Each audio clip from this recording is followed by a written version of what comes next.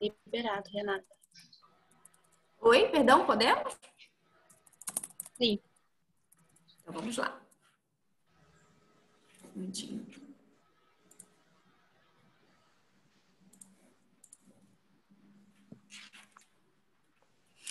Bom dia e olá a todos que nos acompanham a partir de agora nesse webinar promovido então pelo Grupo Farma Brasil.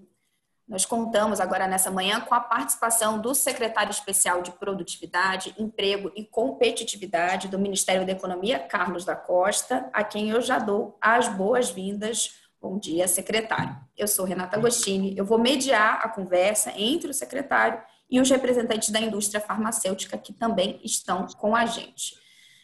Vou fazer aqui primeiro uma breve apresentação do secretário Carlos da Costa.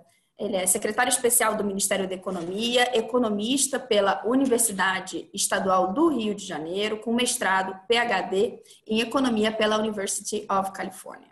Foi diretor de Planejamento, Crédito e Tecnologia do Banco Nacional de Desenvolvimento Econômico e Social, o BNDES, presidente do Instituto de Performance e Liderança, executivo residente do JP Morgan e sócio-diretor do IBMEC Educacional.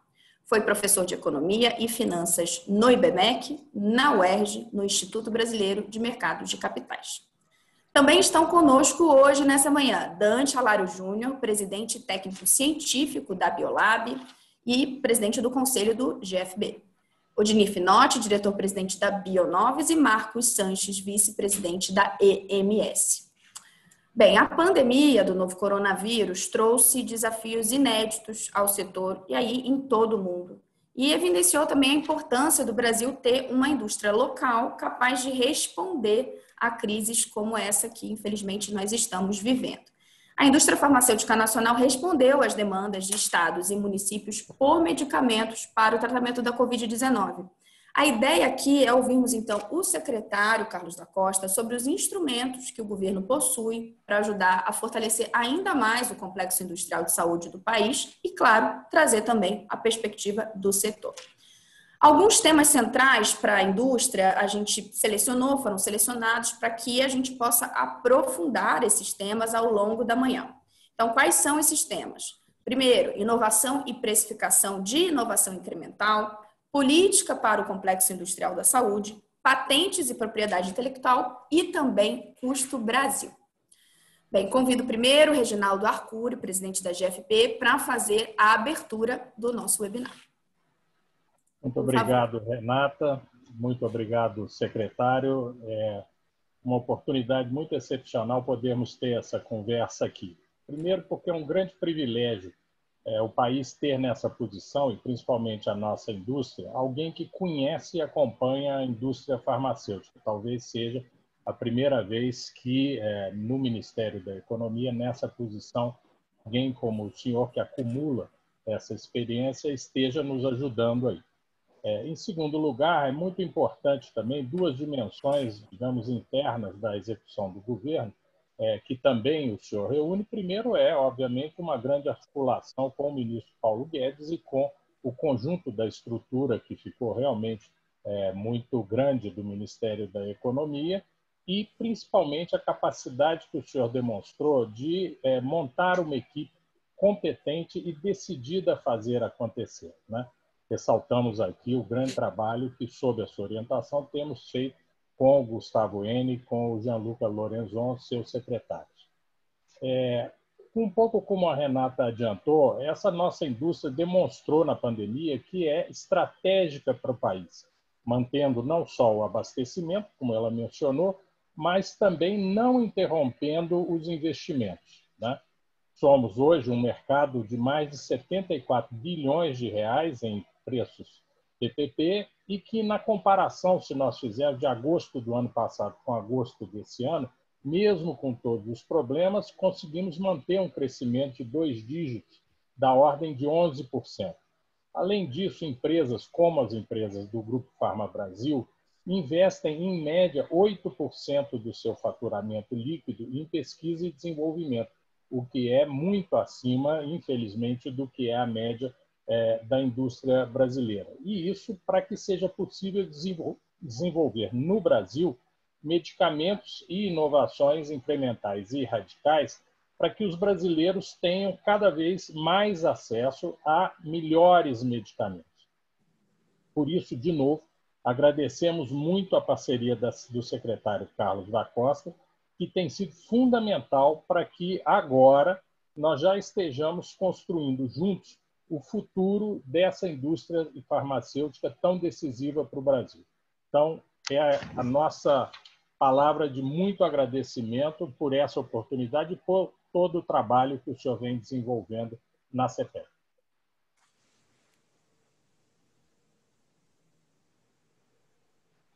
Muito obrigado, Arcuri. Muito obrigado por essa introdução também a você e a Renata. É um prazer estar aqui com vocês e com participantes representando algumas das principais empresas nacionais do setor farmacêutico, construídas com muito suor, com muita coragem e com muita crença no nosso país.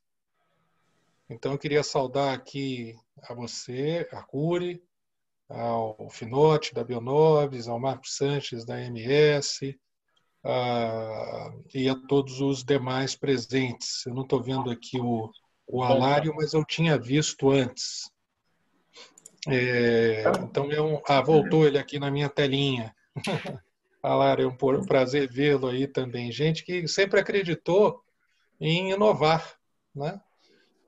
Inovar desde os modelos de negócio, né? Algumas das empresas que estão aqui inovaram em modelos de negócio para fazer com que os medicamentos chegassem a todos os cantos do país, com que médicos jovens no Norte, Nordeste, Centro-Oeste, Sul, Sudeste, em qualquer cidade tivessem acesso a informações sobre medicamentos, tivessem acesso a toda a assistência técnica, com modelos bastante inovadores, com relacionamentos desde a faculdade. Então, nós começamos na nossa indústria nacional com muita inovação em modelo de negócio, muita inovação em marcas, medicamentos similares para ajudar, inclusive, esse processo, e também inovação incremental. E agora, inclusive, fazendo algumas inovações potencialmente disruptivas no mercado. O mercado farmacêutico ele depende de inovações, até porque as doenças estão aí, as doenças não têm soluções prontas. Quando a gente vai resolvendo algumas, vão surgindo outras. Está aí o exemplo da Covid. E, felizmente, nós temos visto um aumento do número da expectativa de vida com qualidade no mundo inteiro. Graças, principalmente, aos novos tratamentos, aos novos medicamentos e, de certa forma, também a uma melhoria de hábitos saudáveis, mas principalmente por conta de medicamentos que salvam a vida das pessoas, né? Os medicamentos que reduzem colesterol, reduzindo bastante doenças coronarianas, medicamentos oncológicos que estão sendo desenvolvidos agora, cada vez mais eficazes. E, da mesma forma, esses são o pessoal chama de medicamentos de life-saving, né, para salvar a vida, e temos medicamentos de lifestyle também, né? Cada vez mais comuns, em que as pessoas conseguem dedicar uma parte do seu trabalho, da sua renda, para comprar e para melhorar determinadas coisas que as incomodavam antes. E esses medicamentos de lifestyle, como, por exemplo, medicamentos de emagrecimento, sem ser para obesidade mais grave, eles têm também uma contrapartida de melhoria da saúde como um todo. Então, nós estamos vendo hoje uma indústria farmacêutica pujante no mundo inteiro e cada vez mais investindo em inovações. Inovações tanto disruptivas, que são muito caras e têm ficado cada vez mais caras, cada vez mais difíceis, porque o ciclo de vida de produtos diminuiu muito. Na maior parte das vezes, antes mesmo da patente expirar, já tem outros medicamentos substitutos capturando market share em algumas práticas, em algumas condições. E, por outro lado, também, inovações incrementais das quais nós podemos nos orgulhar muito. E eu não tenho problema nenhum de falar marcas aqui, inovações incrementais, que são fundamentais, como, por exemplo, o Vonal Flash, por exemplo, né? Supostamente uma medicação incremental, mas que, por ser absorvido de forma sublingual, ele aumenta muito a eficácia do tratamento, porque a pessoa está com, como é que se diz? Está enjoada, está com... desculpa aqui os termos não técnicos, tá, pessoal? Não sou médico. A pessoa está indisposta, está vomitando e, obviamente, se ele é absorvido dessa maneira, ele funciona melhor. É uma inovação considerada incremental, e depois eu vou falar um pouquinho sobre isso. Ela é punida por uma legislação e algumas normas infralegais que não permitem que tais tipos de inovações sejam adequadamente compensadas financeiramente e, assim, mais inovações incrementais serem estimuladas. A verdade é que, nesse contexto, com inovações cada vez mais importantes para o bem-estar do cidadão, nós precisamos ter uma política um pouco diferente, ou muito diferente, daquela que nós vivenciamos nas últimas décadas no país. Em primeiro lugar, nós temos que ter uma precificação adequada, né? Inovação é uma atividade cara e de alto risco. Se nós não permitirmos às nossas empresas que elas sejam adequadamente compensadas pelas inovações que elas trazem, nós vamos acabar com o potencial inovador da nossa indústria nacional e nós vamos ficar à margem da inovação global. Nós vamos receber aquilo que sobra de outros países. Há alguns papers recentes, inclusive, falando do aumento da importância de inovações incrementais para tanto o resultado das empresas farmacêuticas, como também para a melhoria das condições de vida das pessoas.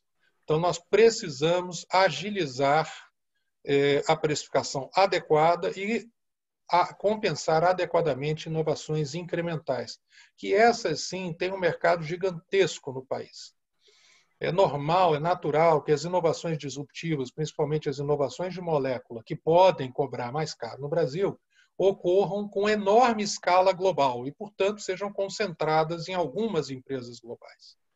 Mas as inovações incrementais, e não é só na indústria farmacêutica, diversas outras indústrias, indústria de papel, indústria de plástico, de bens de consumo, e assim por diante, elas normalmente acontecem mais perto de onde está o consumidor e não dos grandes centros especializados internacionais. É assim que acontece, por exemplo, até na indústria de detergente para roupa. Em geral, as inovações incrementais ocorrem nos grandes mercados e não nos grandes centros internacionais de pesquisa química. Então, nós temos um potencial, dado o tamanho do nosso mercado, de inovações, de implementar inovações incrementais, que são mais rápidas, inclusive, também, o ciclo de desenvolvimento é um pouco mais curto, e, portanto, é tão importante estar próximo do mercado de grande consumo, que você testa rapidamente e sabe qual o retorno rapidamente. Então, nós temos no Brasil enormes vantagens competitivas para termos inovações incrementais que comecem aqui e depois sejam licenciadas no mundo inteiro. Nós podemos ser líderes em inovação incremental no mundo. Temos tudo para isso, temos competência, temos mercado, só que precisamos mudar algumas coisas, como, por exemplo, a precificação. Outra coisa que precisamos mudar é a agilidade, já estamos mudando, é a agilidade no registro de patentes. Quando nós começamos a governar no início do ano passado, o backlog de patentes estava em 13 anos no Brasil. Inovação com um backlog de 13 anos é absolutamente inviável. E ela premia, de certa forma, a inovação radical, porque você sabe que vai obter a patente de toda forma e ninguém ousa desafiar uma inovação radical.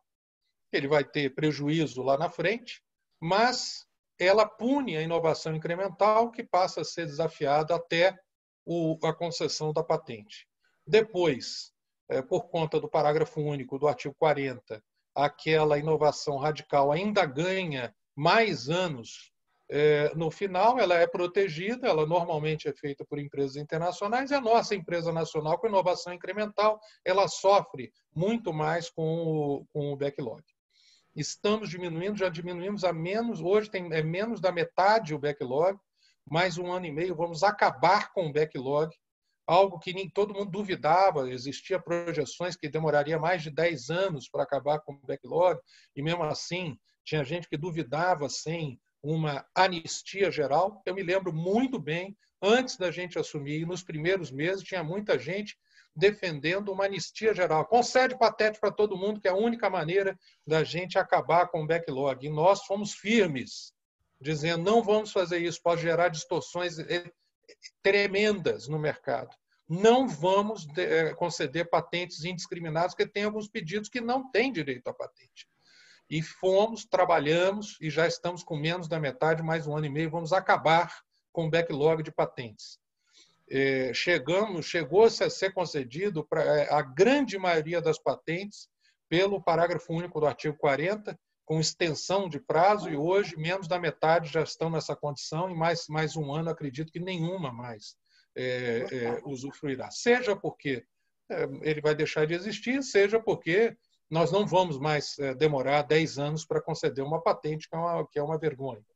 Então, nós estamos numa situação hoje em que, primeiro, precisamos precificar adequadamente. Segundo, precisamos acabar com o backlog de patentes, sermos muito ágeis, inclusive com reconhecimento cruzado de patentes, para que as nossas patentes sejam respeitadas em todo o mundo, sem onerar excessivamente a indústria nacional, com registro de patentes para todos os lados.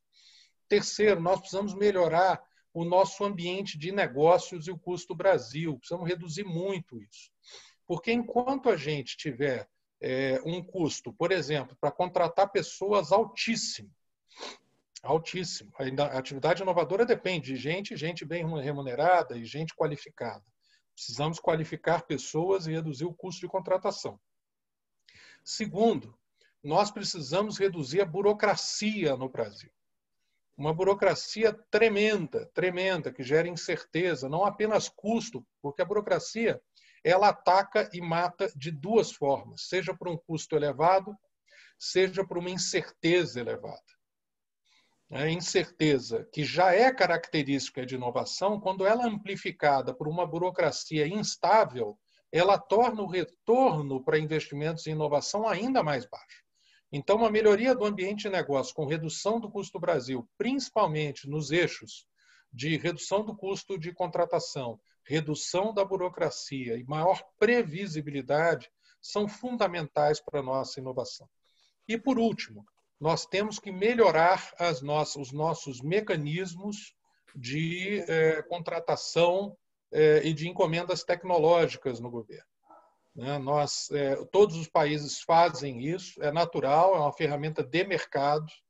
Nós temos que estar ainda mais próximos da indústria nacional para promover a inovação, mas o risco não pode, obviamente, recair sobre o governo exclusivamente.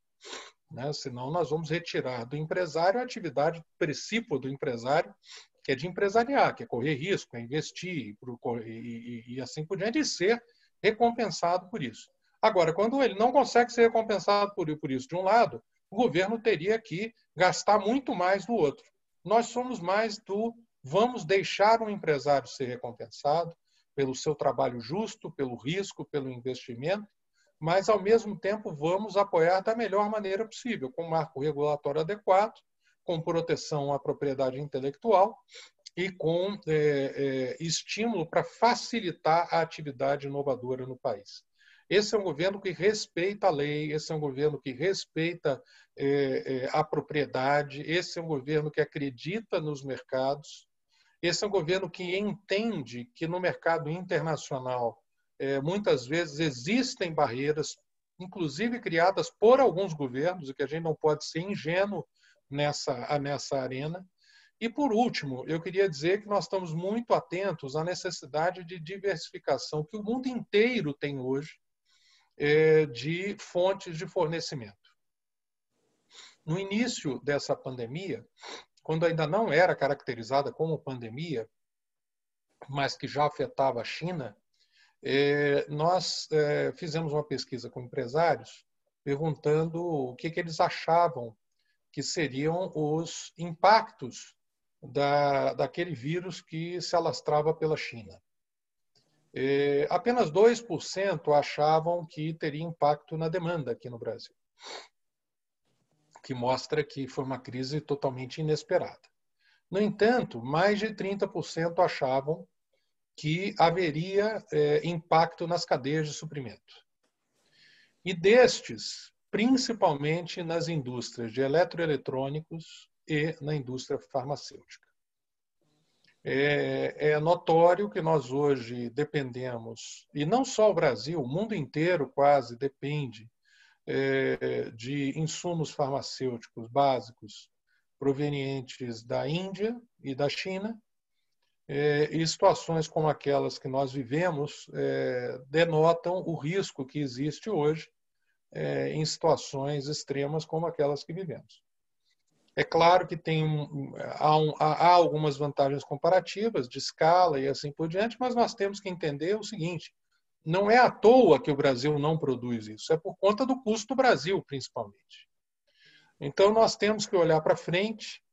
Nós estamos trabalhando, inclusive, por um novo marco de ZPS, por exemplo, que pode tornar o Brasil extremamente competitivo como exportações de insumos farmacêuticos lá na frente. E nós temos agora que começar um diálogo, já começamos, mas intensificar o diálogo sobre o tipo de indústria farmacêutica que nós estamos construindo para o futuro.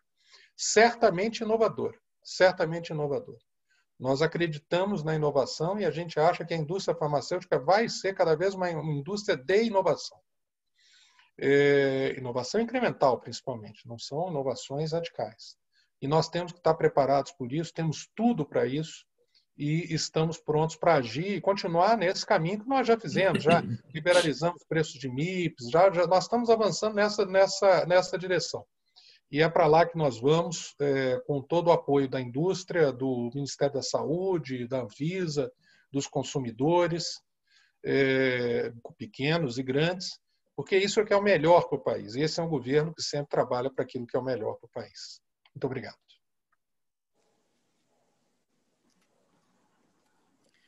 Obrigada, secretário. Então, a gente vai agora começar então, o nosso debate, mas eu vou iniciar com uma pergunta para o secretário Carlos da Costa, para a gente aproveitar também ao máximo a presença dele aqui. Bem, secretário e todos que nos acompanham, o Brasil hoje importa entre 80% e 90% dos insumos farmacêuticos ativos usados pelos laboratórios para a produção de medicamentos, isso segundo dados do próprio Grupo Farma Brasil. Quando a gente olha mais detidamente esses números, a gente vê que desse total importado, cerca de 60% vem da China. Depois a gente tem Índia, Alemanha, Suíça. Essa dependência do exterior, é claro, ela não ocorre só aqui no Brasil, ocorre em vários países. Os Estados Unidos, por exemplo, importam 72% dos insumos farmacêuticos ativos que eles precisam. Mas com a pandemia da Covid, a gente falava há pouco, muitos países começaram a adotar, então, medidas para reduzir essa dependência externa. O senhor falou há pouco, inclusive, aí dessa necessidade de diversificação. O secretário, que é preparadíssimo e muito atento, eu introduzi os temas, ele já passou por vários deles. Então, a gente vai agora só tentar aprofundar alguns desses pontos. Secretário, então a pergunta como é que o governo federal pode usar seu poder de compra para reduzir essa dependência externa e estimular a inovação no setor farmacêutico? Olha, Renata, esse é um governo que acredita na abertura comercial, né? É um governo que entende que os mercados integrados internacionalmente funcionam muito melhor do que cada um por si. Esse foi, inclusive, a escolha das urnas. Então, nós estamos indo nesta direção, né, de que nós tenhamos uma integração global, inclusive porque isso nos torna mais competitivos. Quando nós temos contato intenso com o mundo inteiro, inclusive, seja comercial, intelectual, pesquisa, assim, por investimento, nós ganhamos muito, né? Nós temos em todos os momentos da história em que havia regiões que eram grandes polos de comércio internacional, essas eram as regiões mais inovadoras. Veneza, por exemplo, floresceu por causa disso. Alexandria floresceu por causa disso. Então, nós termos comércio internacional é altamente saudável. Segundo ponto, alguns condicionantes. Segundo ponto, o custo da saúde tem aumentado no mundo inteiro. E tem aumentado por um motivo muito simples, porque os tratamentos estão sendo mais eficazes. Eles estão ficando mais caros e nós vamos salvando mais vidas. O custo por ano de saúde incremental tem caído. Só que o impacto do número de anos incrementais com saúde das pessoas é maior do que a queda do custo do ano que a pessoa ganha. Nós tivemos uma expansão muito grande de expectativa de vida e expectativa de vida saudável. Então, nós temos esse segundo condicionante que é muito importante. Se nós queremos ter acesso à melhor saída à saúde do mundo, ela tem que ser ao menor custo possível. Esse é um segundo condicionante.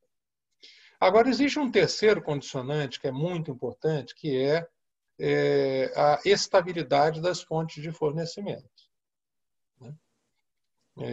Nós não podemos correr riscos significativos de ter interrupções de uma hora para outra de fontes de fornecimento que ameacem a vida dos brasileiros. Isso é uma questão de segurança nacional sanitária. Então, é importante que a gente tenha uma política que, por um lado, seja uma política de abertura, uma política que alavanque o custo onde é mais baixo no mundo, mas, por outro lado, com segurança. E, por último, um quarto condicionante que eu acho que é muito importante, que é o seguinte: nós precisamos entender com profundidade por que nós estamos importando tanto da China, da Índia. Eu entendo até que a gente importe alguns da Alemanha e da Suíça.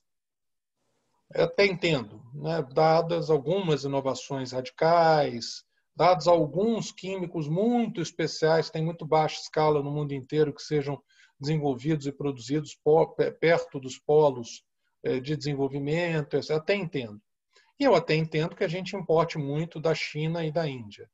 Mas num país como o nosso, não é tão evidente por que a gente importa tanto.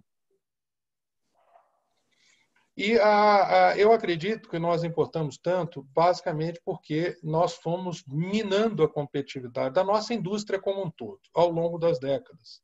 O que aconteceu com a indústria farmacêutica não é privilégio da indústria farmacêutica. Aconteceu com toda a nossa indústria. Se não, vejamos. Primeiro, é uma indústria muito intensiva em investimento de capital, com alto risco. Quando nós tínhamos juros estratosféricos, como tínhamos até o governo passado, a viabilidade do investimento de longo prazo era praticamente nula. Por isso foi uma das razões da nossa indústria ter sido sucateada ao longo de 30 anos. O custo de capital era exorbitante. Então, isso inviabilizava. Nós reduzimos muito os juros. Então, isso já facilita a indústria a você fazer investimento em capital. Segundo, taxa de câmbio. Nossa taxa de câmbio, como reflexo dos juros altos, se apreciou excessivamente.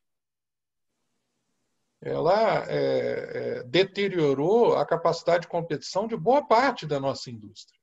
A indústria, em geral, são tradables, que a gente chama, bens comercializáveis.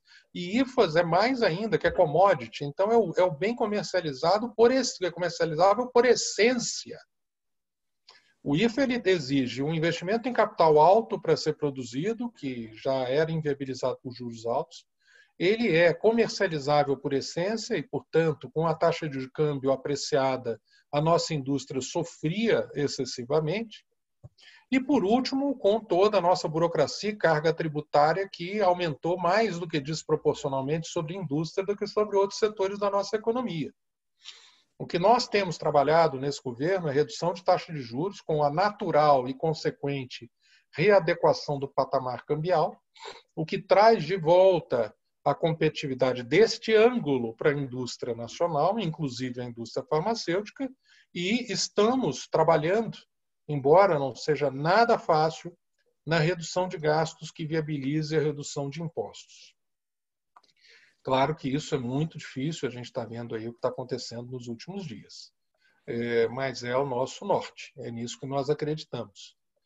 Isso em si, esse reequilíbrio macroeconômico, já favorece e muito a indústria nacional e principalmente indústrias como, por exemplo, IFAs, mas que precisam de escala, então você não monta de uma hora para outra. É importante que você tenha estabilidade desse equilíbrio macroeconômico, do novo equilíbrio macroeconômico, com juros mais baixos, câmbio no patamar adequado e no futuro uma carga tributária mais baixa e menos complexa, para que maiores investimentos em indústrias de escala, como dos IFAs, venham a acontecer. Paralelamente, nós temos que continuar as encomendas públicas, a política de encomendas públicas, acho que isso é muito importante para estimular a indústria nacional, mas trabalhar com a indústria nacional para que isso não se traduza em custos mais altos. Isso é muito importante, é um trabalho conjunto, um trabalho minucioso, como nós estamos fazendo para reduzir o custo do Brasil. É pegar e, na ponta do lápis, calcular por que aqui nós temos um custo mais alto aqui do que na China, do que na Índia. Vamos trabalhar linha por linha para que a nossa indústria seja mais competitiva e, portanto, ganhe mercado não só aqui, sabe? Porque essa é uma visão nossa. Nós temos que estar integrados comercialmente, nós temos que ser exportadores disso. Porque se nós formos competitivos, nós podemos ser exportadores disso. O que o governo pode dar por meio das compras públicas é escala. Mas uma vez dada a escala, o custo não pode ser maior do que aquele que nós conseguiríamos comprando de outro país. Mas eu acredito que agora, nesse patamar cambial, com uma redução do custo do Brasil, com um juro mais baixo e com uma política de compras públicas estável, previsível, nós vamos alcançar escala e competitividade até para a nossa indústria passar a ser uma das grandes exportadoras internacionais. Essa é a minha crença, acho que nós temos tudo para isso. Agora, o importante é que a gente trabalhe junto, que é o nosso mantra na CPEC e no Ministério da Economia. Nós temos que trabalhar junto com o setor produtivo, porque são as empresas, é o Dante, é o Marcos Sanches e o Carlos Sanches, é o Finotti. Vocês é que sabem aquilo que aperta, onde aperta, o que está faltando, o que outros países fazem, e assim por diante. Não é o governo. Essa é uma coisa na qual nós não acreditamos neste governo. Que nós, no governo, possamos fazer um estudo e nós traçarmos uma política e chegar com um pacote pronto. Acabou a época dos pacotes. Não vai ter pacote econômico, não vai ter pacote para a indústria farmacêutica. Nós precisamos trabalhar com a indústria farmacêutica para fazer todas as melhorias sistematicamente para torná-la, aos poucos e mais rápido possível, mais competitiva. Isso inclui compras públicas para gerar escala, mas não para gerar um custo mais alto. Isso nós precisamos trabalhar para reduzir o custo, porque é só assim que a gente vai ser competitivo, inclusive internacionalmente. Obrigada, secretário. Então, agora a gente vai entrar naqueles temas que eu elenquei logo na abertura e também envolver os representantes da indústria do setor nessa conversa. O primeiro assunto que a gente vai tratar é inovação e precificação de inovação incremental. E aí, para falar desse assunto, eu vou convidar Dante Alário Júnior, que é presidente científico da Biolab e também, claro, o secretário. Vou fazer uma breve introdução. Mais de 50% dos medicamentos produzidos hoje no Brasil são fabricados por indústrias brasileiras que investem aí, em média 8% da sua receita em pesquisa, desenvolvimento e inovação. Pelas regras atuais, os laboratórios farmacêuticos investem no desenvolvimento do novo remédio e somente depois de registrar o produto na Anvisa, solicitam, então, a definição de preço à Câmara de Regulação do Mercado de Medicamentos. As farmacêuticas gostariam, então, que esse modelo fosse modificado e que os medicamentos que têm inovação incremental tenham seu preço definido pela própria empresa. Então, primeiro, eu gostaria de ouvir o senhor Dante Alário Júnior, que o senhor pudesse trazer, então, a perspectiva do setor, da razão, do motivo de por que essa alteração é importante. Por favor, senhor Dante. Ok. Mais uma vez, agradecendo ao secretário Carlos da Costa. Eu queria... Pergunta mesmo, eu tenho uma só, né? O resto são alguns breves comentários. A minha pergunta é muito direta e objetiva. Quando o senhor deixa o governo, porque a Biolab está interessada no seu passe? Ou seja, esse posicionamento seu é tão claro, tão límpido, né, tão próximo da realidade que nós vivemos aqui no Brasil, que a gente precisa de ter pessoas com essa competência ao lado do setor industrial farmacêutico nacional. Essa seria a pergunta, só quando é que o senhor estaria livre? Comentários. O senhor disse e deu uma ênfase muito grande, e é aquilo que um dos motivos principais do porquê foi criada a Farma Brasil, ou seja, uma entidade que reunia empresas que faziam ou que fazem inovação. Senão não teria muito sentido existir a Farma Brasil. Existem outras entidades e nós estaríamos satisfeitos, mas não é verdade. Quem faz inovação tem especificidades que não eram atendidas por essas outras entidades e, por isso, nós constituímos a Farma Brasil. Então, é efetivamente verdadeira a sua posição a respeito de inovação. A inovação é tão importante, principalmente a incremental, que é o começo de quem inova. Ninguém começa a inovar pela radical, você começa com incremental. Como consequência, você vai cair na radical, não tem nem jeito. Não há como você segurar esse processo dentro da empresa. Mas você começa com incremental. E eu brinco sempre dizendo que ninguém aprende a ler abrindo um livro de qualquer grande escritor e lendo isso quando você entra na escola. Você começa no B mais A é Bá, B mais E é Bé, e depois você chega nesses livros, né? É isso que a incremental é para nós. É o beabá de quem quer chegar mais tarde na radical. Mas nós chegaremos, sim. Eu lhe diria mais, nós já estamos na radical, senhor secretário.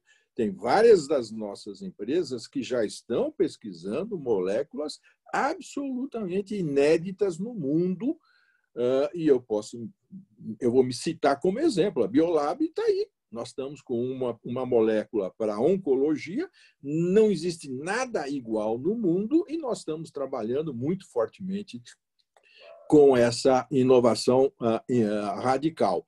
Mas começamos com aquele vonal que o senhor citou. É isso que é uma incremental. Então, para nós, incremental é fundamental. Mas fundamental é também a precificação dessa incremental. É por isso que nós temos como pleito que as incrementais recebam o preço que a indústria está sugerindo, e nós sempre dizemos, ninguém é louco, como o pessoal imagina que quando deixa por conta da indústria, ela vai colocar um preço inacessível. Ora, só se ela não conhecesse mercado, né? A indústria está viva porque ela conhece mercado e conhece muito bem. Então, se deixar por nossa conta colocarmos um preço, daí para frente, depois de aceito esse preço pleiteado pela indústria, nós cairíamos dentro das regras gerais, uma vez por ano, o aumento que vier para o setor, enfim, tudo aquilo que ainda provavelmente seja mantido, né?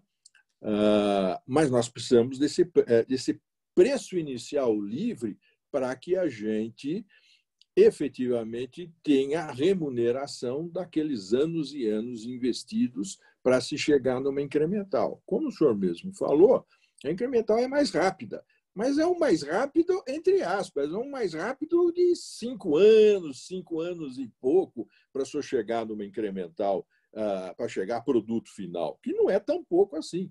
Então, são anos e anos. Os ciclos na indústria farmacêutica são muito longos. Não é? São ciclos entre 5 e 8 anos. Então, são custosos, extremamente custosos. Então, é por isso que nós pleiteamos que haja essa liberação, né, inicial, que nós tenhamos a liberdade de colocar preço, e daí para frente segue-se as regras gerais. E volto ao ponto.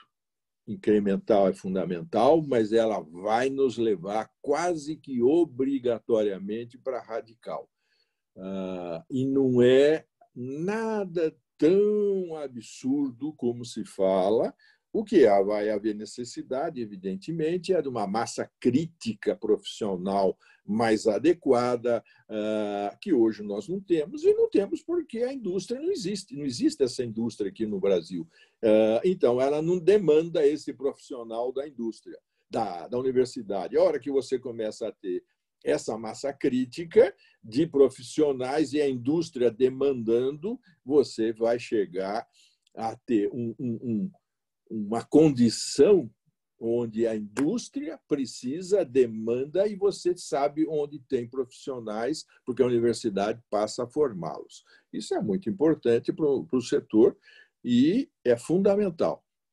Então, somente esse comentário, e fica aquela pergunta inicial para mim ainda em aberto. Obrigada, Dante. O secretário, na verdade, nesse assunto, já deu alguns spoilers, né? Na fala inicial, o secretário falou que o Brasil pode, né, ser líder em inovação incremental, mas para isso precisa justamente modificar a precificação, também compensar adequadamente as inovações incrementais. Então, eu queria que o senhor, se possível, avançasse um pouco nisso, secretário, e detalhando, se possível, como é que estão hoje os estudos para modernizar as regras de precificação para a inovação incremental. Ô, Renata, a Mona Lisa outro dia disse que eu sei sair bem pela tangente, viu? Mas nesse caso aqui eu vou ter que sair pela tangente, viu, Dante? Porque senão daqui a pouco vai sair lá no Igor Gadelha, sei lá, dizendo que secretário está de saída para a indústria farmacêutica, né? Então, não estou de sair. Eu acho que nós temos uma missão ainda com muito a fazer no governo. Muito a fazer no governo. Estamos empolgados com o que nós já estamos entregando, que foi construído, porque muito foi construído, precisava de tempo, assim como tem um pipeline de inovação na indústria farmacêutica, existe também um pipeline de inovação em políticas públicas, né? Então, da gente entrar até começar a ser publicado tudo aquilo que a gente foi desenhando, demora um ano e meio. Então, agora tem um pipeline enorme de coisas que estão chegando, inclusive, aí eu gostaria de tocar no tema, a modificação da política de preço para a inovação incremental. Como você falou, Dante, não é vocês não estão pedindo a liberação total. Não é isso, as pessoas acham. E ainda que fosse, pela própria característica de inovação incremental, ela é mais, ela não é tão monopolista na essência como uma inovação disruptiva. Uhum. Então, ela precisaria até de menos controle de preços, né? Agora, o que nós estamos vendo hoje é que há praticamente uma impossibilidade de você viabilizar investimentos em inovação incremental, porque você não pode cobrar um preço mais alto, ainda que seja um pouco mais alto, para compensar aquele investimento. O que é que nós estamos propondo como primeiro passo? O primeiro passo é o seguinte: vamos pegar as inovações incrementais com eficácia terapêutica. O exemplo que eu citei. né, comprovada, né, que é uma mudança de visão de saúde, que está acontecendo em vários outros setores. O setor de tratamento médico, por exemplo, está mudando. Você está pagando agora por condição e não por procedimento. Mesma coisa, indústria farmacêutica. Inovação é molécula nova. Não, hoje, inovação são várias coisas, a forma de administrar, vai até alguns detalhes, como, por exemplo, combinação de moléculas no mesmo produto para aumentar o compliance do tratamento. Quer dizer, você está, na verdade, comprando aquilo que vai te fazer ficar melhor ou evitar uma doença. Não é a molécula. A molécula é parte disso, ou não. É parte disso ou não.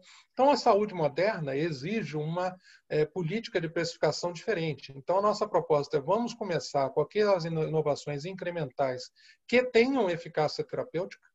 Isso é uma mudança na resolução, é uma mudança relativamente simples na resolução, que permitiria que medicamentos com eficácia comprovada melhor seriam tratados como se fossem novas moléculas e seriam precificadas adequadamente. Pronto. É uma mudança mais suave, que tem menos, não é que não tenha, mas que tem menos oposição e, portanto, é um primeiro passo. Eu aprendi que o liberal, na essência, ele é evolucionário, ele não é revolucionário. Então, a gente ainda tem que ir dando passo a passo, porque nós não somos donos da verdade. Dar o primeiro passo, ver como funciona.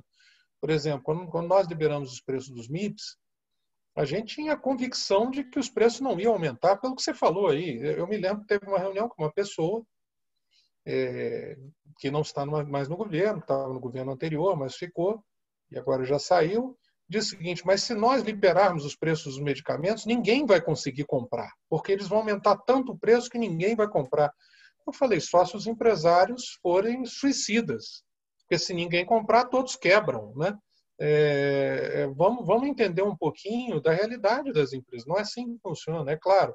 Como a gente tem um medicamento muito disruptivo, que é monopolista, aí você tem controle de preços como uma política natural, que o mundo inteiro faz, principalmente para a compra pública. Alguns países só fazem isso para a compra pública, mas a gente sabe que a nossa saúde pública ela é incompleta no Brasil, então a gente até entende que para algumas inovações disruptivas, muito radicais, aí ela talvez possa ter alguma espécie de teto de preço. Mas, do que nós temos hoje até esse cenário que eu tracei, há muito que se liberar, e eu acho que o primeiro passo, que já será um grande passo para a indústria nacional, pelo que eu entendo, é considerar inovações incrementais com eficácia terapêutica como se fossem inovações de molécula. E aí nós podemos dar um passo com precificação diferente e compensar adequadamente o investimento em inovação incremental. Deixa eu só fazer uma colocação especificamente nesse item.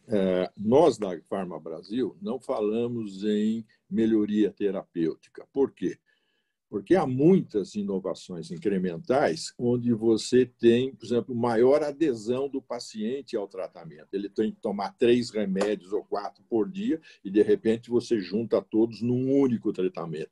Você não tem uma melhora terapêutica, você tem uma adesão que você antes não tinha. O paciente mais facilmente ele abandonava o tratamento porque é uma encheção de paciência, em português muito claro, você tomar 3, 4 remédios por dia e, quando você reúne todos num só, você toma uma única vez vários remédios. Ou seja, você não tem uma melhoria terapêutica. A eficácia terapêutica é a mesma, só que você tem uma adesão do paciente muito grande. Então, o que nós estamos falando não mais em eficácia terapêutica, nós estamos falando em melhorias ao medicamento, ou seja, incremental é aquilo que melhora o medicamento, melhora sob vários aspectos. Um deles eu coloquei agora para o senhor, deixando claro, não é terapeuticamente melhor, mas ele obtém uma adesão do paciente que antes, tomando 3 ou 4, não tinha. Então, a gente está usando o termo de melhoria. Eu entendo, talvez eu tenha usado o termo equivocado, mas nós estamos falando a mesma coisa. Porque, assim, se a adesão, o compliance ao tratamento é maior, e isso pode ser comprovado estatisticamente, com grupo de teste, grupo de controle, assim por diante, até mais fácil, porque não tem efeito placebo aqui, né? É um efeito direto. Não precisa nem ter... O grupo de controle é quem está usando o medicamento sem a combinação. Se você consegue comprovar que aumenta a adesão e, portanto, a eficácia do tratamento como um todo, aí nós somos a favor de que isso seja considerado como se fosse uma inovação. Mas eu acho que o primeiro passo, ele poderia ser dado com estas inovações incrementais que melhoram a eficácia do tratamento como um todo. Olha, pessoas que tomam ele separado têm uma adesão de tanto e, portanto, a situação de saúde delas aconteceu isso, e as pessoas que tomaram a combinação tiveram uma maior adesão e, portanto, a condição de saúde delas melhorou assim, assim, assim, assim. Tá? Então, não sei se se chama eficácia terapêutica aqui. Eu conheço um pouco da economia do setor e dos negócios do setor, mas o termo específico técnico que eu quis dizer é o seguinte: se quem toma ele combinado, por exemplo, fica melhor mais do que aquele que toma separado, porque não toma no horário direito, esquece, assim por diante, isso, para mim, é uma melhoria da condição de saúde do paciente. Portanto, isso deve ser tratado como se fosse uma inovação para os critérios de precificação. Perfeito. Obrigada, não vou falar então. mais, porque senão eu vou tomar o lugar dos outros. Pois é, a gente tem que seguir aqui para a gente conseguir tratar de todos os temas, mas muito obrigada, Dante, pelas observações e também ao secretário. A gente entra aqui, então, na política para o Complexo Industrial da Saúde. Eu vou pedir a todos os nossos participantes um exercício de concisão daqui para frente, para a gente, claro, respeitar o horário, a agenda do secretário e também, né, a programação de todos, né, que estão nos acompanhando e dos nossos participantes. Olha, nesse tema do Complexo Industrial da Saúde, eu vou convidar Odini Finotti, que é diretor-presidente da Bionovis, para falar sobre esse tema também, claro, ouvir o secretário. Odini Finotti, o senhor poderia explicar, assim, a partir, claro, da experiência da Bionovis, qual é a importância das parcerias com o setor público para a indústria farmacêutica?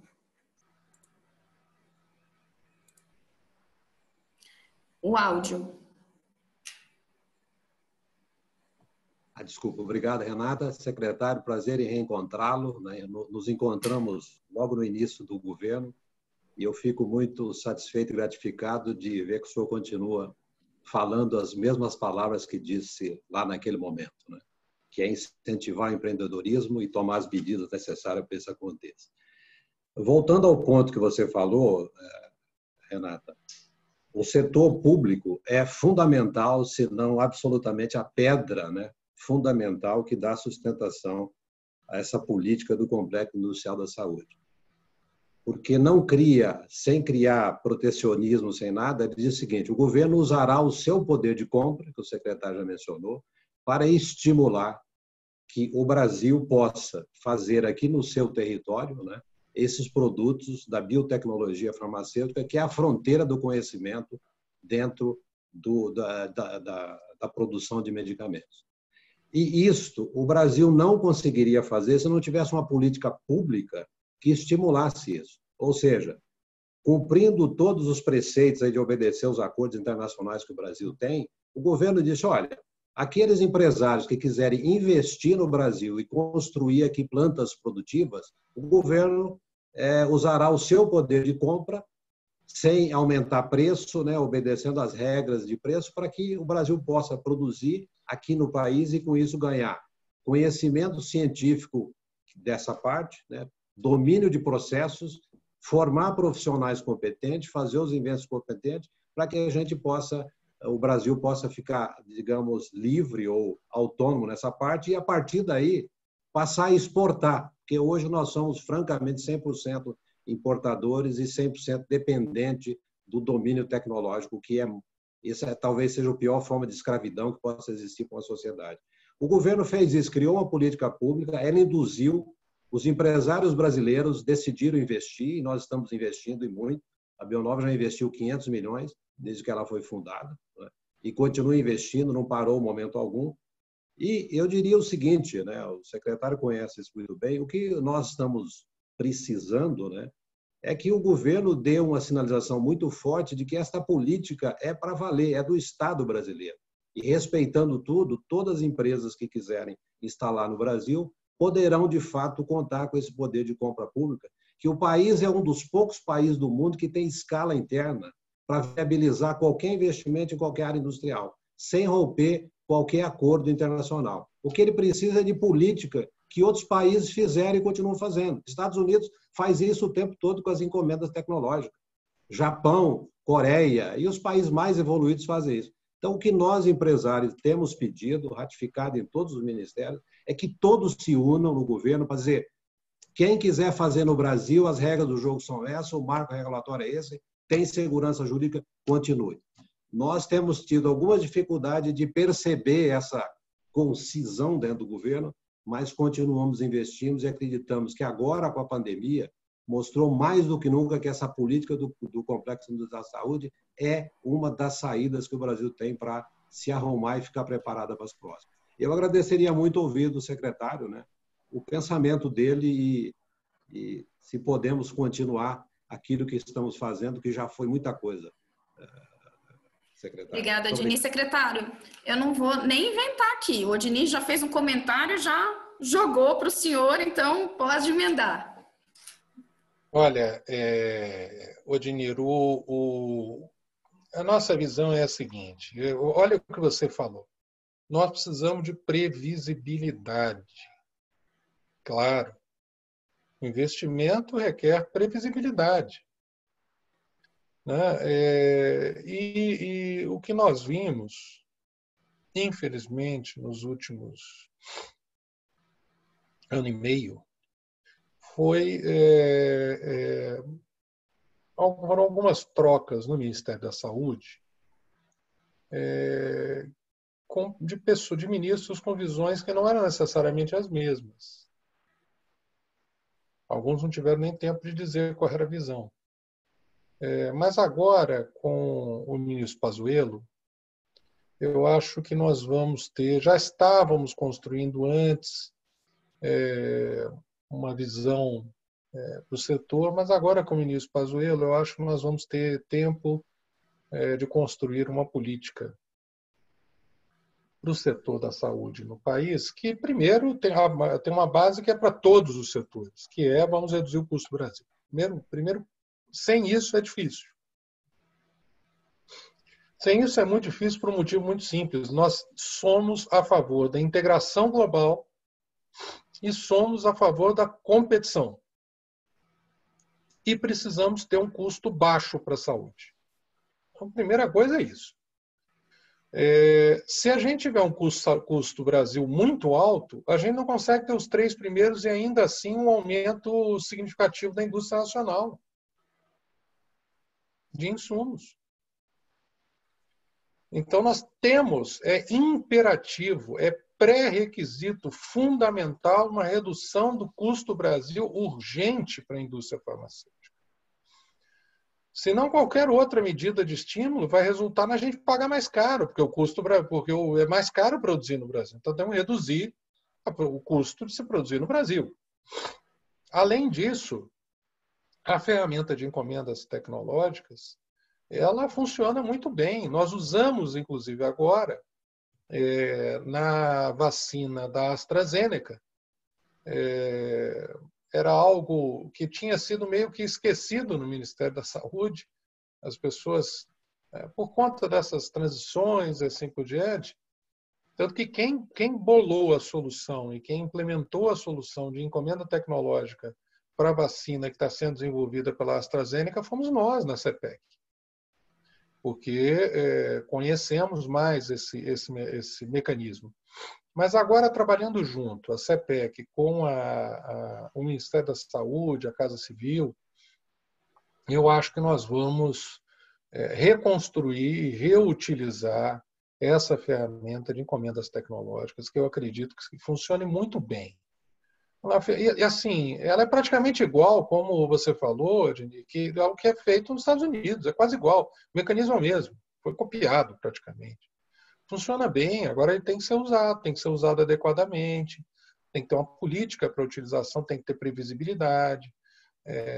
o mecanismo de parceria de desenvolvimento produtivo ele precisa ser revisto, precisa ser construído, e a gente tem que trabalhar junto para que, no final, a gente tenha capacidade, inclusive, e eu acho que essa tem que ser a meta, o que eu disse, inclusive, por exemplo, a indústria automobilística, que estão acontecendo algumas discussões semelhantes, a eletroeletrônica também. Olha, pessoal, nós não queremos ter uma política que funcione para vocês serem competitivos só no mercado interno. Não existe isso. Se estamos falando de integração global, a gente tem que trabalhar junto para vocês serem competitivos no mercado global. Isso significa exportar. Eu acho que a indústria farmacêutica brasileira tem tudo para exportar. E a gente tem que estudar e trabalhar junto para remover aquelas amarras que dificultam isso. Não vamos exportar tudo, isso não existe. Mas o que é que a gente pode exportar, né? Onde há vantagens competitivas para a gente exportar? E como é que a gente destrava adequadamente e usa as ferramentas clássicas que outros países usam, inclusive Estados Unidos, Reino Unido, assim por diante, de mercado,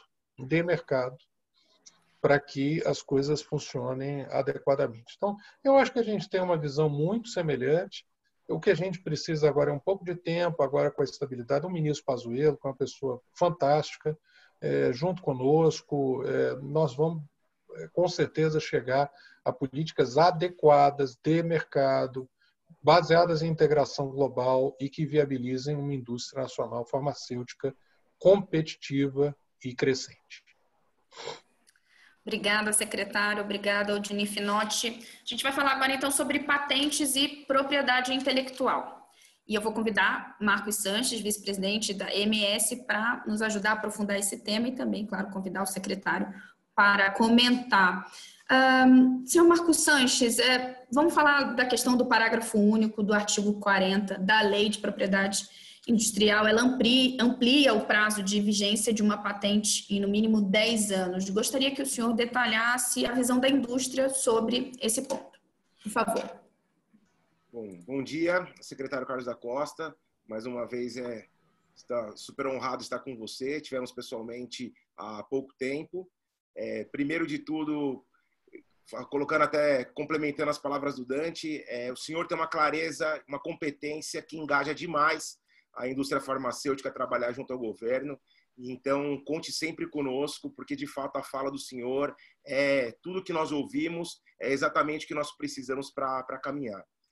Dentro do encontro que nós tivemos, inclusive, onde também foi tratado esse assunto, tem a questão do parágrafo único do artigo 40, que gera impactos de insegurança jurídica sobre a extensão do prazo de patentes no Brasil, né? Se trata de algo inexistente em outros países e, por mais, acho que ainda que é um dos pontos bastante relevantes, que faz com que tanto o governo quanto a população em geral, nessas extensões, acabam pagando mais caro no medicamento. Além disso, também tem uma questão de que acaba se confundindo com o incentivo da inovação da indústria farmacêutica. Uma indústria que tem, ou seja, o seu pilar de inovação, essa possibilidade de colocar o Brasil ainda mais preparado e, sim, como o senhor está falando, também preparado para exportações, com empresas nacionais extremamente pujantes e com investimento elas conseguiram dar esses passos tecnológicos e estão preparadas para esse futuro. Então, a minha pergunta ao senhor, para o senhor poder comentar um pouco mais, qual que é a visão do senhor em relação a este tema e também do ponto de vista de liberalismo econômico e incentivo à inovação no Brasil? Nós, a indústria farmacêutica, posso falar por todas as empresas do Grupo Farma Brasil, se sentem totalmente preparadas, né, para jogar de igual para igual com qualquer empresa de player mundial, independente do tamanho, e que nós precisamos que esse ambiente seja bastante conhecido e claro, porque nós investimos, como o senhor falou, muito dinheiro e na hora que a gente entende que esse produto vai para o mercado, existem algumas barreiras e entraves que nós discordamos e entendemos que se trata de algo extremamente, que é uma anomalia da legislação brasileira e precisa e deve ser tratada para que a gente consiga estarmos todos alinhados e continuando investindo na mesma forma. Qual que é a visão do senhor em relação a isso? Muito obrigado. Secretário, de novo, o Marcos Sanches embalou já, jogou para o senhor, então, por favor. Marcos, esse tema é um tema muito, muito caro para mim, porque Inclusive, há muitos anos eu dei aula de análise econômica do direito, né, de Law and Economics, e eu me lembro que eu ficava 2 aulas inteiras, teve um curso até para desembargadores, sobre extensão de tempo e amplitude ótima de patentes.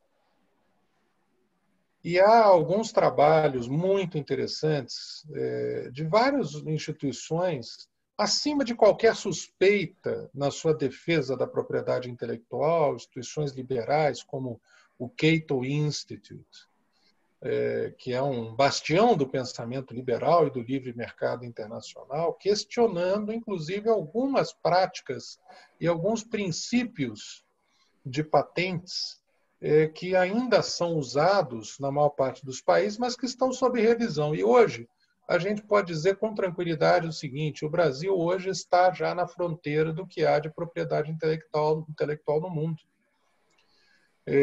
Isso ouvimos do embaixador e dos escritórios de patentes do Reino Unido, do Japão e assim por diante.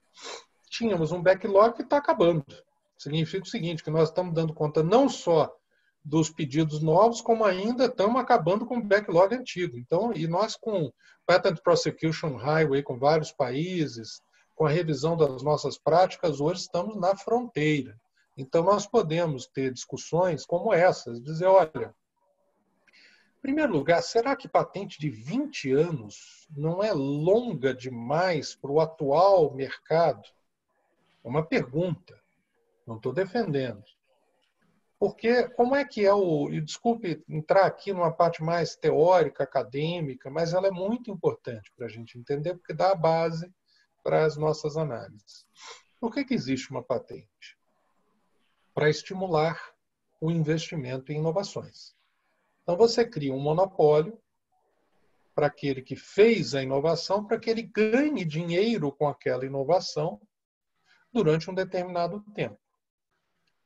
Se eu estendo demais esse tempo, eu preservo um monopólio de fato durante um tempo excessivo, e todo monopólio gera alguma distorção. Além disso, eu dificulto as inovações subsequentes usando aquela inovação que foi feita. Então, se eu estendo demais o período de patente, eu acabo tendo, paradoxalmente, menos inovação e um preço alto durante um tempo excessivo para o consumidor. É o pior dos cenários, quando a gente tem uma patente muito longa, vamos dizer 50 anos de patente. Por outro lado, se eu tenho uma patente muito curta, eu não gero um incentivo adequado para que seja feito um investimento, que é muito alto, porque a empresa vai investir, 2 anos depois já tem outra. Bom, vamos agora pensar no seguinte: o que define esse tempo ótimo? Que, na maior parte das vezes, na indústria farmacêutica, são 20 anos o tempo de fato regulamentar. Tá? Primeiro, o ciclo de vida do produto.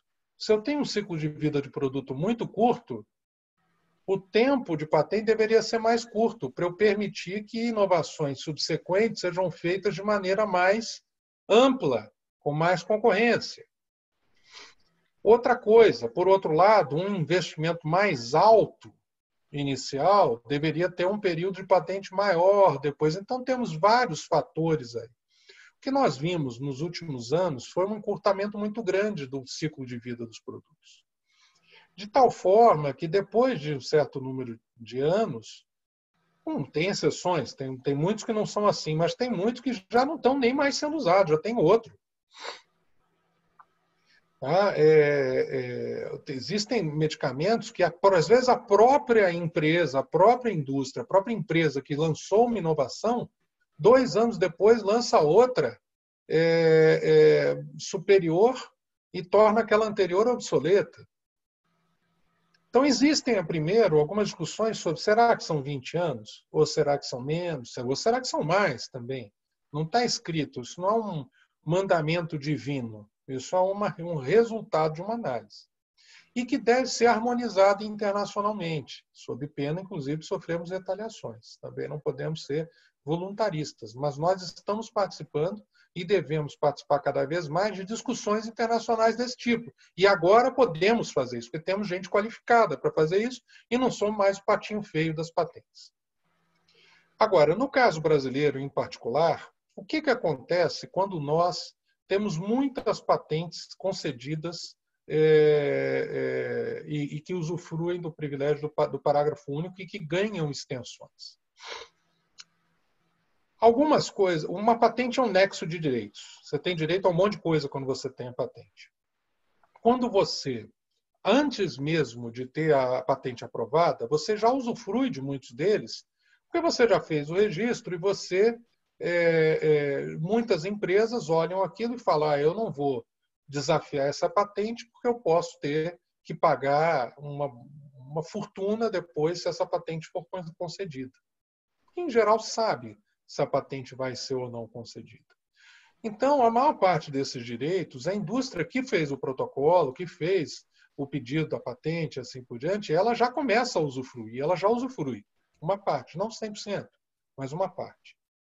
Se eu estendo na mesma magnitude, o mesmo número de anos depois que o atraso, eu estou dizendo o seguinte, você não usufruiu nada da patente, então por isso eu estou te dando a mesma extensão de anos lá para frente. Espera aí, isso não é justo.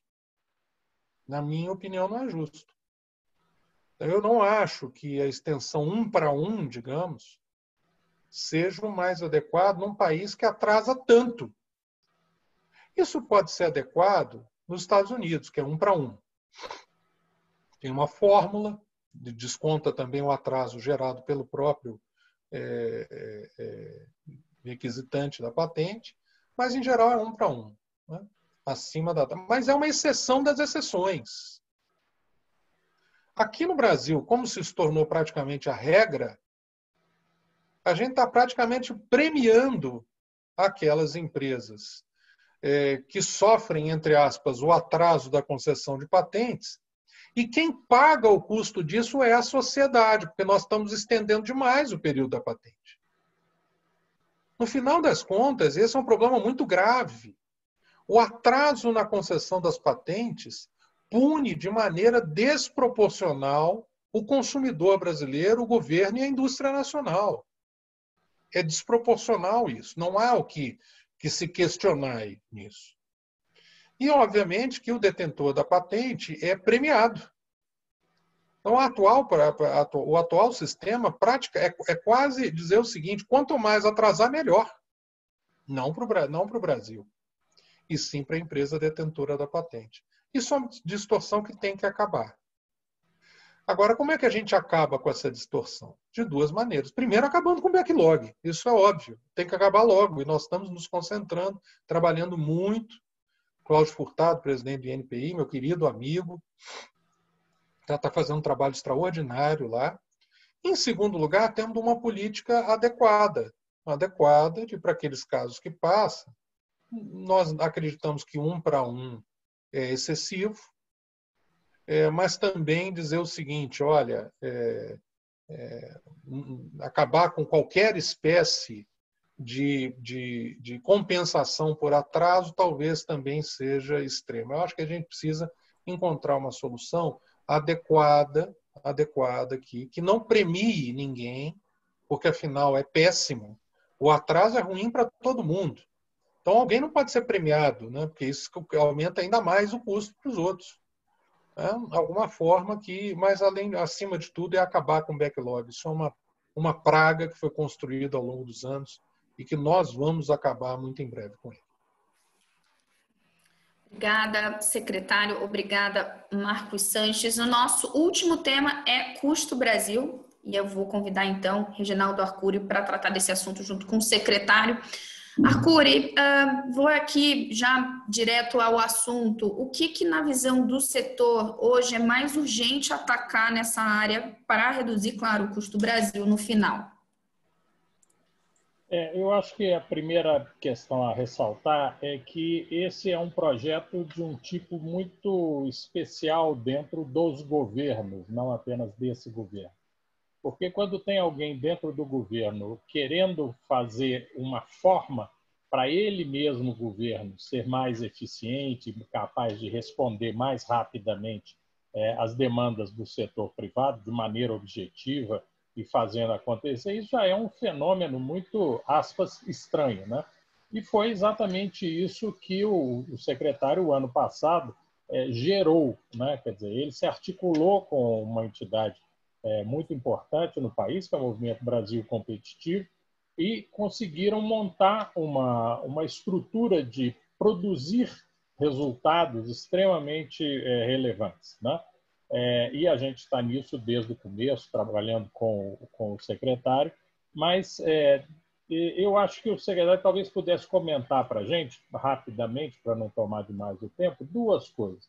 Primeiro, um negócio também muito impressionante, que é a importância de colocar uma pessoa para poder gerenciar um projeto exclusivamente, que foi o que ele fez agora há pouco tempo. E segundo, uma coisa que isso realmente é crítico para nós, que é a forma de você resolver as questões de nível infralegal para destravar o que são realmente os problemas que afetam de maneira decisiva o setor. Por exemplo, no nosso caso, todas as coisas de regulação têm um peso enorme, né? Segundo, para ficar só nisso, há questões tributárias que são importantíssimas para nós e que têm um efeito residual em termos arrecadatórios. Por exemplo, quando você tem que fazer contratação de serviços no exterior ou quando você está comprando uma tecnologia para ser introduzida no Brasil, você acaba pagando imposto sobre isso, o que é uma coisa que está vigindo no Brasil por causa das circunstâncias dos anos 50, né? Quando você tinha controle cambial, né? O governo decidia aonde que o dólar podia ir. Hoje tem 360 bilhões de dólares de reservas, né? Então, são questões que o projeto Custo do Brasil endereça de maneira correta. Eu acho que o secretário podia falar um pouco de como ele está vendo agora essa nova fase do projeto na capacidade resolutiva que está sendo construída. Obrigado. Secretário, então passo a palavra ao senhor. Arcuri, em primeiro lugar, eu só tenho a agradecer à Farma Brasil por esse apoio dado desde o início, quando nós tivemos a ideia, junto com o Movimento Brasil Competitivo, de estimar e atacar o Custo Brasil.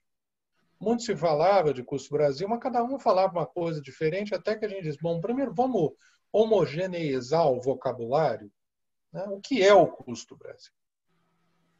Então, nós criamos uma metodologia, contratamos o Boston Consulting Group, sem um centavo do setor público, foi um acordo de cooperação técnica com o Movimento Brasil Competitivo, com as associações e todos, sob a responsabilidade técnica do Ministério da Economia, da CPEC, mas custeado pelo setor privado. Esse tipo de parceria nós estamos fazendo.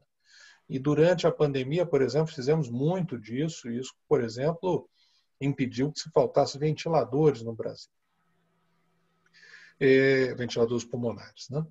Então, no caso do Custo Brasil, nós desenvolvemos a metodologia, as 12 dimensões da chamada mandala do Custo Brasil e calculamos em 1,5 trilhão de reais, 22% do PIB, o custo de ser empresário no Brasil acima da média da OCDE. Não é em comparação com o melhor país da OCDE, é na média, o país médio da OCDE. As empresas, por estarem no Brasil, pagam 1,5 trilhão de reais a mais que elas rasgam, jogam no lixo. E nós temos que acabar com isso, né? Medimos as 12 dimensões, quanto era em cada uma delas. A mais alta era contratar mão de obra, por exemplo, por conta da falta de qualificação e do custo, dos vários custos diretos e acessórios para você contratar uma pessoa no Brasil. E tem mais os 11 outros, né? E começamos esse trabalho, ainda de uma maneira, eu acho que menos intensa do que agora. Já era prioritário, mas começamos o trabalho de redução do custo do Brasil. Aí teve a pandemia. Quando teve a pandemia, nós criamos 12 forças-tarefas para mitigar os impactos da pandemia. A maior delas foi o que a gente chama de gestão das contribuições do setor público. A gente nomeou os chamados carinhosamente de account managers, como se fossem gestores de contas, empresas mesmo, um para cada setor produtivo, então tinha uma para o setor farmacêutico, que falava diariamente, você sabe disso, Arcuri, você tem celular, telefone de casa. Eu falei, olha, é diariamente contato. A gente tem que monitorar como é que está a cadeia de suprimento, o que pode o governo fazer para socorrer as empresas. Não pode parar. O Brasil tem que mitigar, que ia, obviamente, sofrer o impacto da crise, ia. Não tem jeito. É uma pandemia global, com impacto muito grande e não tinha jeito. Mas nós precisávamos reduzir. Isso funcionou muito bem, né? Quem trabalhou conosco, e ainda estamos trabalhando nesses 4, 5 meses, viu a dedicação de servidores públicos, que eram 24/7, trabalhando e conversando e desenhando políticas. No final, trabalhamos com 605 entidades, recebemos 3.000 e poucos pleitos, atendemos 1.600 pleitos em mais de 300 ações, às vezes uma mesma ação atendia mais de um pleito, em 3 meses. Acho que dificilmente alguém em algum outro país fez algo que se assemelhava a isso, com tanto diálogo e tanto trabalho para mitigar. A gente está voltando em V agora, não é porque a gente tem sorte. Por um acaso o Brasil está voltando em V. Não, é porque a gente trabalhou junto e trabalhou duro, setor privado e setor público. E agora preservamos o tecido econômico. Em outros países foi destruído. Nós preservamos, com várias, mais de 300 ações, atendendo a mais de 1.600 pleitos. Agora, quando a gente viu o quanto a gente conseguia fazer com essa união de setor público e privado, em tão pouco tempo para mitigar os impactos da pandemia, nós falamos o seguinte: vamos manter essa mesma estrutura, mas agora para acabar com o custo do Brasil. E aí chamei o Jorge Lima, que é um fantástico executivo, foi presidente de várias empresas, inclusive a maior empresa de logística do Brasil, a Brasil Foods, a BRF, em todas as operações fora do Brasil, a Senco. O cara é um empresário, um executivo extraordinário, e falei, olha, você tem uma missão, acabar com o custo do Brasil. E você tem essas pessoas que demonstraram que são pessoas extraordinárias e que se dedicaram. Agora você tem que redirecionar essas pessoas, mantendo esse engajamento para trabalhar junto, e essas pessoas não são as nossas, das 605 entidades, para reduzir o custo do Brasil. Construa junto, vamos priorizar 80-20, aquela coisa, não dá para acabar com tudo, mas vamos. Você mencionou algumas aí, né, Arcuri? Algumas questões regulatórias, então vamos atacar aquelas primeiro que têm o maior impacto, depois as outras, como se fosse um programa de melhoria contínua. Aliás, a gente chama de programa de melhoria contínua da competitividade. E é isso que ele tem feito, porque, assim, como o ministro Paulo Guedes fala, a gente tem que ter uma estratégia, depois a gente tem que ter a estrutura adequada e depois as pessoas adequadas. Nós temos uma estratégia adequada, que é a redução do custo do Brasil, e a gente, com uma métrica correta, com as dimensões corretas, com as parcerias corretas com o setor privado. Depois, a estrutura correta que nós montamos e as pessoas corretas, faltava só o Jorge, que agora ele diz que não é mais o Jorge Lima, que ele é o Jorge Mandala, dedicado assim, integralmente a isso, com uma equipe extraordinária e com as parcerias certas. Estamos avançando muito rapidamente. Não é fácil, porque é muita coisa para ser feita, mas com gestão. Né? Lá, gestão. Temos o primeiro CRM do governo federal. O governo federal nunca teve um CRM no Brasil. Desenvolvemos internamente durante a pandemia, agora a Salesforce deu 400 licenças. E nós vamos dar para o setor privado, já que temos essas licenças, o acesso ao CRM para que acompanhe em tempo real como nós gerenciamos cada um dos pedidos. Nós vamos colocar isso para o público. É total transparência, não tem agenda oculta, não tem lobbies subterrâneos, nada disso, é tudo saudável, diálogo aberto com a sociedade para atacar aquilo que nos condenou ao atraso. Agora nós temos pouco tempo, mas muito trabalho, muita disposição e pessoas certas para reduzir o custo do Brasil e a gente se torna um país competitivo e líder, que é aquilo que nós podemos ser de uma vez por todas. Muito obrigada, secretária. Obrigada também a Reginaldo Arcuri, a quem eu convido agora para algumas palavras finais. Por favor, Arcuri. Eu acho que os agradecimentos nunca são excessivos, né? E o agradecimento, não só por essa oportunidade, quer dizer, ficar durante um tempo tão grande tratando especificamente desses temas com quem tem a capacidade de decidir sobre uma boa parte deles, é realmente uma coisa que nós temos que dizer muito obrigado várias vezes. E também agradecer não só o que estamos vivendo agora, mas o que já foi feito, e agradecer mais porque eu acho que a gente está abrindo realmente uma nova etapa agora na discussão sobre o caráter estratégico da indústria farmacêutica no Brasil. E acho que hoje foi um ponto extremamente importante para nós avançarmos nisso e contando, né, acho que todos vimos isso, o secretário, que nós já nos manifestamos contra a saída dele, mas já recebeu até oferta de emprego aqui por parte da... E nós sabemos que, por causa disso, ele é um grande parceiro e vai nos ajudar a implementar isso que nós precisamos para fazer com que a indústria dê, não um avanço, né, mas que dê um grande salto em direção a um futuro de inovação e de mais atendimento à população brasileira. Muitíssimo obrigado, secretário, e a você também, Renata, muito obrigado aí pela sua participação e competência. Obrigada, Arcuri. Secretário, também gostaríamos de ouvir do senhor algumas palavras finais, considerações finais, por favor. Olha, em primeiro lugar, Renata, obrigada aí pela moderação, pela sua capacidade realmente de ir para o cerne das questões.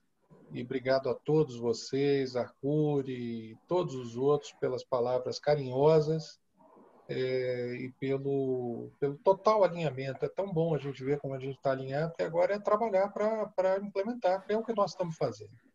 Eu acredito que daqui a 12 meses nós vamos ter já implementado praticamente tudo aquilo que nós vimos elaborando nos últimos meses.